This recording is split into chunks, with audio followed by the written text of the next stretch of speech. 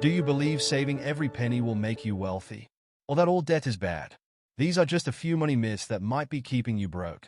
What to expect? In this video, we'll debunk the most common financial misconceptions and discuss practical ways to shift your mindset toward wealth building. Engagement prompt. Which money myth have you believed in the past? Drop it in the comments below. Myth 1. Saving alone will make you rich. Saving is important, but it's not enough. While saving money helps you build a safety net, it won't build long-term wealth. Inflation's impact. The truth is, inflation is eroding the value of your money. So the longer you let your savings sit in a bank account with low interest, the less purchasing power it will have over time. Wealth building tip. What's really going to make you wealthy is investing. By putting your money into investments like stocks, bonds, and real estate, your money can grow